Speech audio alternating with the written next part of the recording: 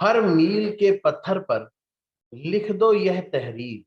मील का पत्थर होता है, जब आप एक शहर से दूसरे शहर जाते हैं तो रास्ते में कुछ पत्थर होता है, इस पे लिखा होता है कि आपका लक्ष्य, आपका डेस्टिनेशन आपसे कितनी दूर। तो हर मील के पत्थर पर लिख दो यह तहरीर कि नाकाम इरादों को कभी मंजिल नहीं मिलती। अब सवाल ये उठता है कि हम सब लोग कुछ ना कुछ करना चाहते हैं, हमारे अंदर बहुत सारी डिजायर्स होती हैं, मगर वो सारी पूरी तो नहीं होती। सिर्फ वही डिजायर पूरी होती है जो हमारा इरादा बन जाता है, जो हमने निश्चित तौर पर सोच लिया होता है कि ये तो कर ही लेंगे हम, ये तो हमने ठान ही लिया है।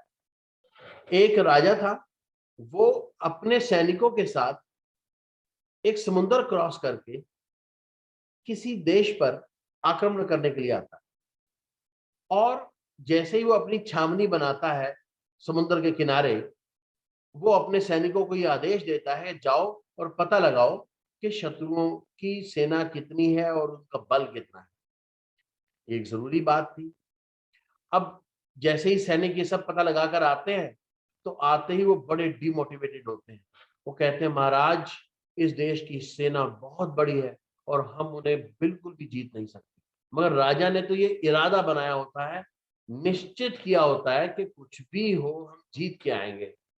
राजा आप सोचता है, तो क्यों ना मैं अपने सैनिकों को भी वही इच्छा शक्ति दूं, वही बल दूं जो मुझ में है, वो डिमोटिवेशन से हटाऊं। राजा अपने सैनिकों को कहता है, ऐसा करिए, go and burn the ships. सारे सैनिक हैरान हो जाते हैं, ये राजा ने क्या कह दिया, शिप्स जला दो। मगर राजा का आदेश था।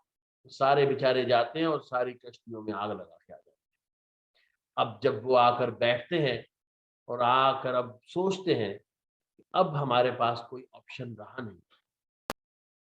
अब वो पूरे जोर से युद्ध लड़ते हैं और जीत हासिल करते हैं। क्या हम भी अपने इरादे के लिए burn the ships technique use कर सकते हैं?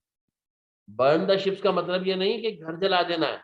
बर्न द शिप का मतलब है कि आप एक स्टीयरिंग से अपनी लाइफ को अपने इरादे के साथ, अपने डेफिनेट एम के साथ घुमा सकते हैं।